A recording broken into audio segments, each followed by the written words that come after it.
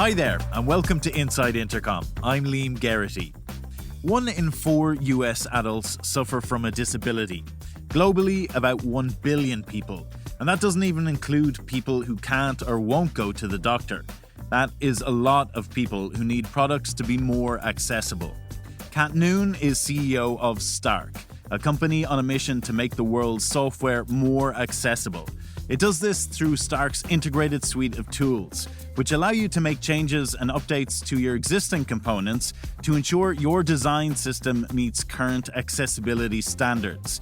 You can also use it to check on user interface elements and code to ensure they're accessible too. And Cat says, contrary to what a lot of people think, businesses can achieve a high return of investment from paying attention to accessibility. On today's episode, Cat sat down to chat with me about how you make your teams aware of what they're missing when it comes to accessibility, how we need to rethink what goes into product testing, why you should build an internal accessibility team, and a lot more. Cat is just so passionate about this area and offers so many actionable insights. So without further ado, let's head over to Cat in studio. Cat, you're very welcome to the show. Before we get into it, could you give us a flavor of what your journey has been like to this point career-wise? I know you've always been interested in tech, right? Yeah. It's been quite the journey. I think that's the only way to describe it. But, for me, I kind of took I guess you can consider it a non-traditional approach to how I got to now. And I think in hindsight, if you would have asked me over a decade ago whether or not that would make sense, I'd say, this is a ridiculous path. But it ended up being so incredibly beneficial and playing a core role in my ability to see what I do now. And so for me, I went to school, pursuing pediatric neurology. I wanted to, end up in that space. Mm-hmm. I'd go on to end up in what's considered the special education, for the New York City Board of Education, special education space, working with children with a spectrum of disabilities and disorders. And for what it's worth, I don't like the term special education for many reasons, but that's neither here nor there right now. Yeah. But still, all the while, I had been designing since I was in high school, and I loved it. I absolutely loved it. It set my soul on fire. And I think at one point I realized there was far more that technology was going to be able to do to advance these very archaic spaces.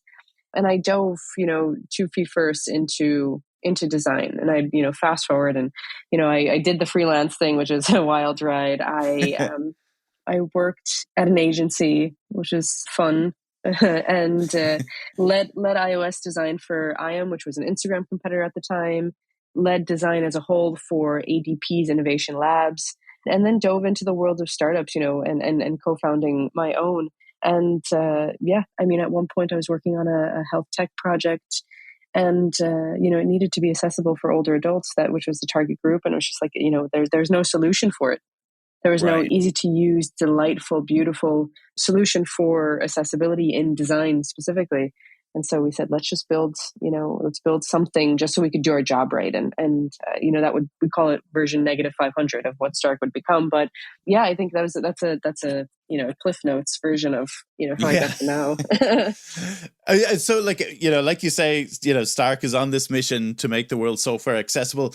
Was there a particular spark that was born out of, or was it just like, as you say there, this overall kind of picture, but, where did the idea come from?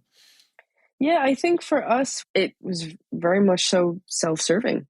And I both love and hate to say that it was self-serving. We needed this solution so we could do our jobs right. And, we built it and then we shared it. We did our research. We worked, with folks to understand what was needed in order to create a really great solution for ourselves. And from there did so. And then we said, well, if this is meant to be accessible, then it should be, everyone should be able to access it. And so we shared it, and it snowballed, and it continued to snowball. And we said, well, we had this thesis once we really saw that it was continuing. We're like, what's going on here? And we poked and prodded, and we said, well, the easiest way to, quote unquote, easiest, right? It's all relative. Yeah. The easiest way to validate what we're thinking is, let's build a community. There's no place for people to go to for this topic. There's no place to get together and be supercharged as, these change makers working in organizations, these designers and engineers and product managers. And so we created that, all the while creating the tools for them to be able to do this work. But for us, we said, why is it that there is no solution for this? Why is it that there's nothing that is, human and friendly and bold and opinionated? Why is it that accessibility is not in line with how software is being built in 2022, right? Or Sure. at the time it was some years back, but forward thinking, like, why aren't we building software for the future in the accessibility space? And it's not a small number either, right? Like, it's one thing if you're like, oh, you're servicing a community of like 100 people, but no, we're working with like billions of people that have a disability. What's missing there? And I think that's what gnawed at us, was like, there's something, this isn't a small number. The tech industry loves big numbers. We're working with big numbers here. It's not an M, it's a B.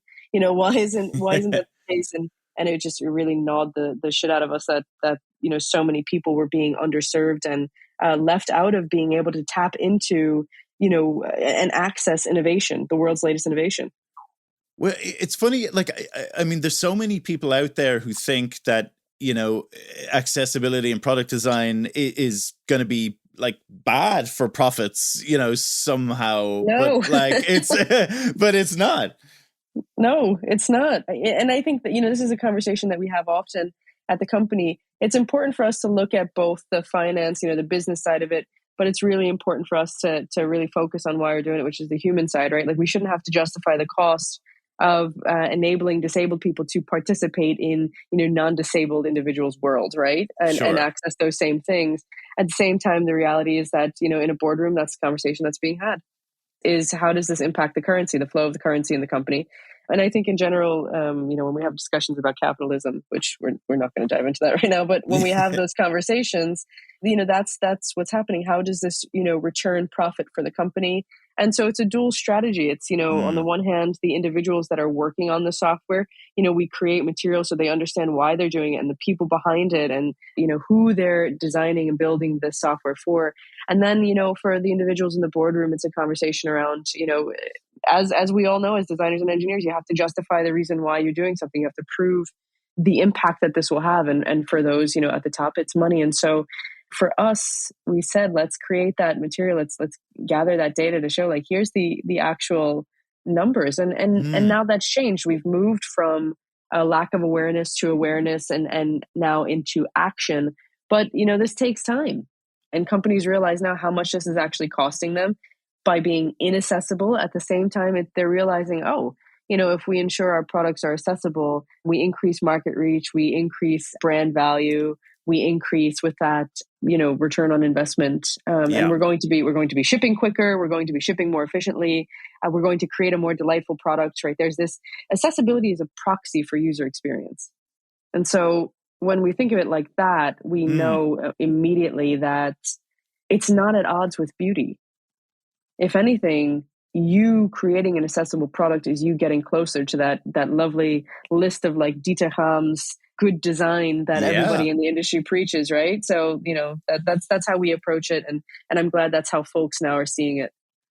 It's interesting that, like, something like diversity and inclusion, was initially seen by businesses as this, big headache that they had to deal with, when in actual fact, apart from just being common sense, like we were saying, there's, evidence that company diversity leads to better profits. And so businesses have finally realized this. When do you think that realization will fully kick in for accessibility? Realization in terms of that return on investment or the impact that's being had by it? The impact. Yeah, I think we have some years. I think we have some years to go realistically. And I think that's a good thing. I wish things happen, much quicker, but I think that in general about anything regarding design and engineering, we look at how long something takes us to ship or to build, and we see how much in an organization happens in a year, right? And then we look at how much needs to be rectified in terms of retrofitting. And so for us, with what we're building, we said, the things that would take you a year, things that, you have these organizations that have been building technology for 10, 15 years, and you're asking them now to retrofit it, and they realize they need to retrofit it. That is not going to happen quickly. It's not just, let's redesign something, or, oh, let's create a design system. You actually need to create a cultural shift. And we saw that, and we see that in general with companies like Microsoft that have taken over the course of the last 5 to 7 years, have taken such a cultural shift. And we see that in the way the products are being built and how beautiful they are. But, Microsoft, I think we saw, just rolled out, not too many years ago, just rolled out their design system. Microsoft design system just rolled it out, Yeah. right? Wow. And think about across, how many pieces of software they have. It'll take time for that to roll out in full, at least from my understanding. And that's a beautiful thing, right? It needs to be done in an efficient way. With that, though, we forget that resource allocation plays a large role in that. And resource allocation is, individuals and, whatever other resources are needed. And that is time, and time is money. And, what does that convert to? So these are all the things that are happening at, the executive and board level. And so to say, oh yeah, well, this will, the realization and the mass impact will be realized in a year, I think we're kidding ourselves, right? This is going to take, we're going to see this evolve the way we have over the last couple of years. We're going to see this evolve over the next several years. And then it becomes, I think the way we look at it is it becomes we consider it, I think everyone says table stakes or whatnot, but accessibility in general, and this is, core to Stark, it becomes a category that is this like natural installation.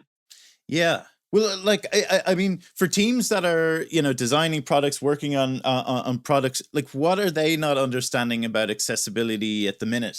In general, I think resource allocation, what needs to be done in full. I think we look at the standards that exist, and a number of individuals say, well, where do I fall, and which one do we need to adhere to, and what country does that apply to, and what country does it not, right? Like, there's so many things that come down to just what needs to be executed on. And then in the day-to-day work as well, the nitty-gritty of the regulations of like, oh, well, I don't understand what this means, and how does that apply to, the UI that I created for mobile versus web versus whatever. Because so far standards are focused predominantly on web. Right. And that ignores the reality of, what does it look like for technology that hasn't even been conceptualized yet? And so for us, we said, Stark helps companies like supercharge that accessibility from months to minutes with this simple end-to-end workflow. And we said, let's connect people with the tools that they use and love, and offer this automated intelligent analysis and provide these seamless fixes. All this, like, at the same time, though, tapping into that community, giving the community the educational material and resources in order to understand what they're doing and why they're doing it and how that maps to their day-to-day. And that could be anything from a code snippet to, how to, as silly as it may sound, how to create an accessible form. So I think, it's all these individual elements, and each individual element has its own requirements for accessibility. So for people listening in, want to get their teams on board for accessibility, it's kind of awareness and training. Yeah, very much so. Very much so. And that's anything that we do, right? Like we look at organizations that had to do the same thing for privacy and security. Yeah. And data. It's all part of, we consider it the company's internal PSA, privacy, security, accessibility. There are these core things that need to be adhered to. They need to be, standardized. They need to, you need to go from awareness to, education. And it takes time. It takes time. The testing, I suppose, is another big area where products are involved. And, you've written about how we need to rethink testing. Why? Testing in terms of that in general can be broken down. But for companies, in particular, let's call it the product team, and whatnot, testing is part of this, what we consider a safety net. And I think often we don't have these processes in place. Companies have so many processes to the point where they're over-engineered, and a lot of them remove the safety nets that ensure a smooth handover from designers to engineers to customer, research after that, QA after that. So for us, the way we look at testing is just another part of that, like, brick that overlays on the foundation of accessibility. And we look at accessibility as this foundation that runs along the entire product development pipeline. I think generally we, for a long time in the industry, looked at it as like an engineer's problem, but it starts at design and it runs along. It's not a single discipline problem. It's an entire product development pipeline problem. And so that can span to even marketing and comms. How are those words, like, how are the way we are addressing these issues and educating people. How are those things performing? Or is it resonating, or is it converting to people, sharing things in the community or shipping product that actually are performing well and gaining results from them. People can access it. So these are all different ways that we look at testing. There's no cookie cutter approach. Every Sure. organization has their own flavor of, the entire product development pipeline process. So it's hard to nail it down into like one thing. But that's why for us, we said we need to create Stark in a way that enables teams to Lego block it into their workflow in a way that makes sense for them. Yeah, no, 100%. I mean, even when I think about like Intercom, we had our own kind of an example that springs to mind was our Intercom Messenger notification sound. And a customer with autism got in touch with us to say that the sound triggered her sensory overload. And this is just something that like nobody, building had thought of or, considered or anything. So once we found out that, that this user was having this issue, then we kind of worked with her to kind of, come up with a kind of a suite of new sounds that, people could choose. But without her getting in touch, we wouldn't have known.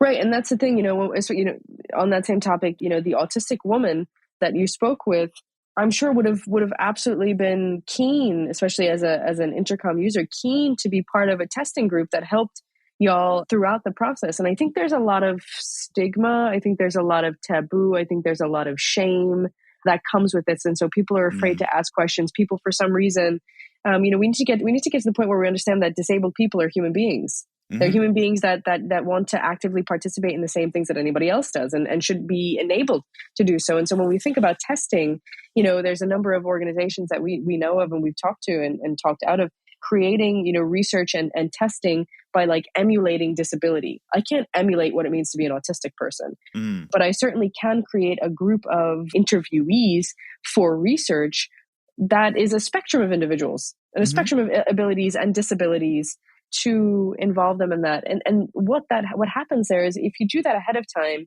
you're saving yourself down the line from needing to retrofit.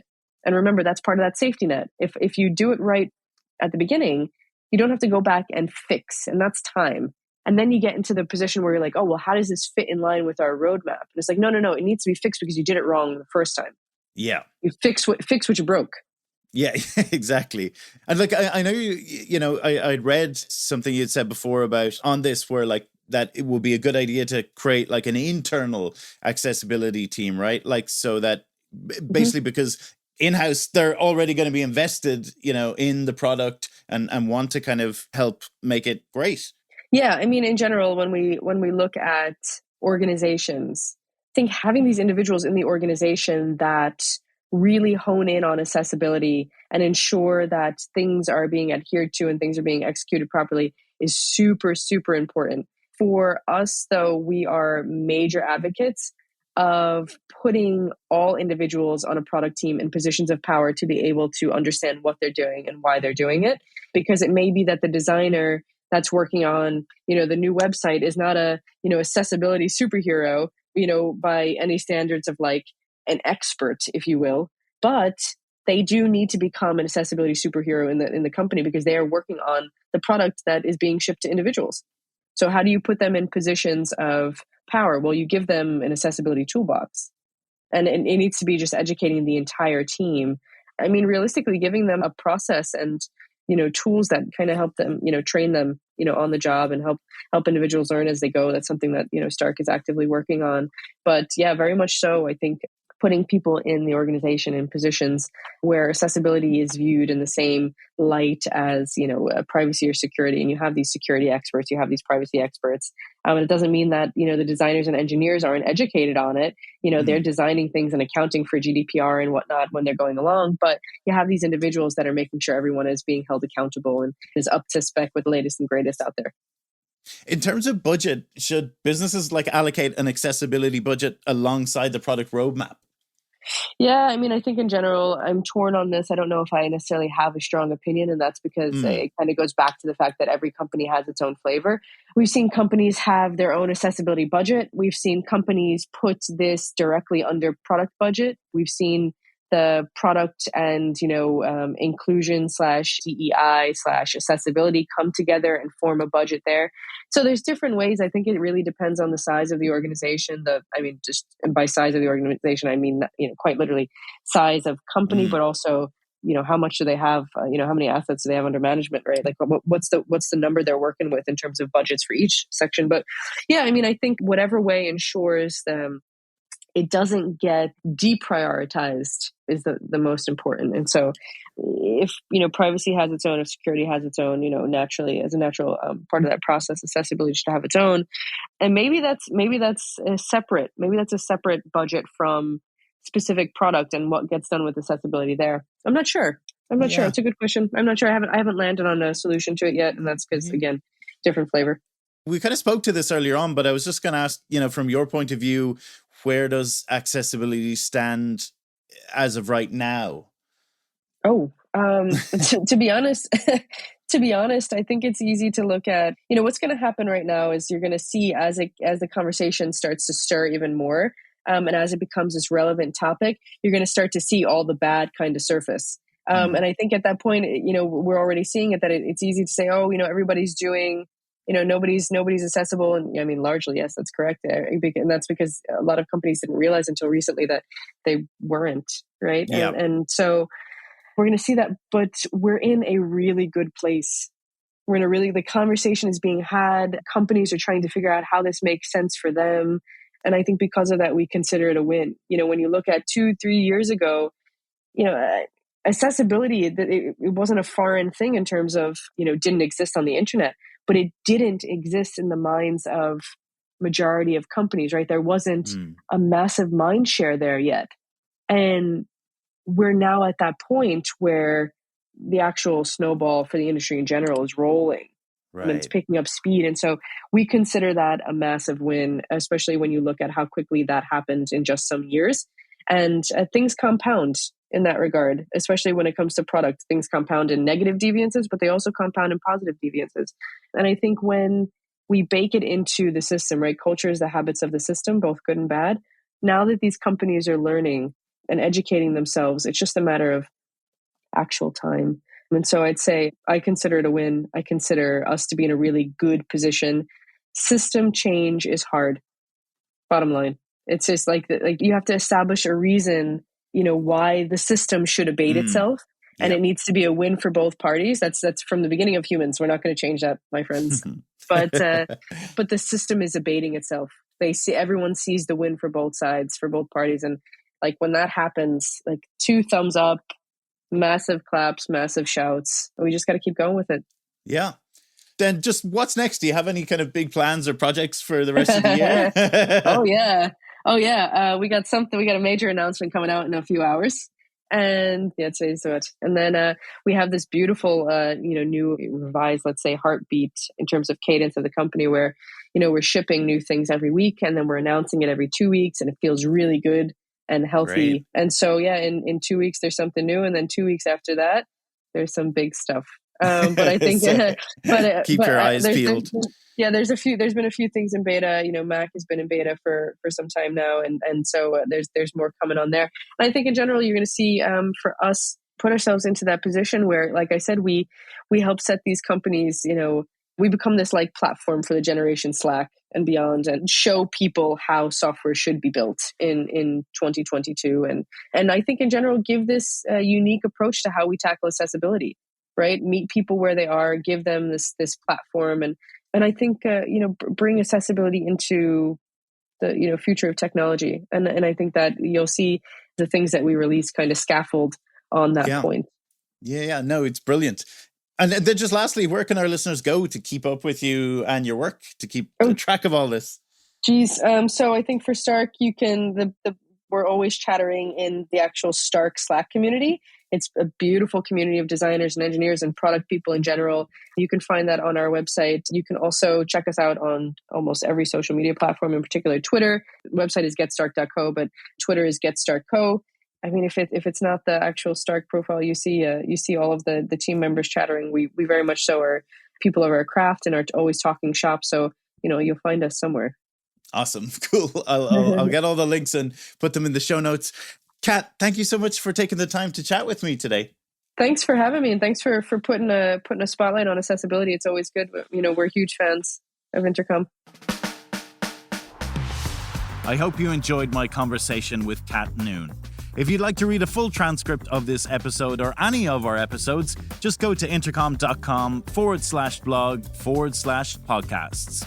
The link is in the show notes. And the show notes is also where you'll find the link for the episode I mentioned earlier about the Intercom Messenger notification sound.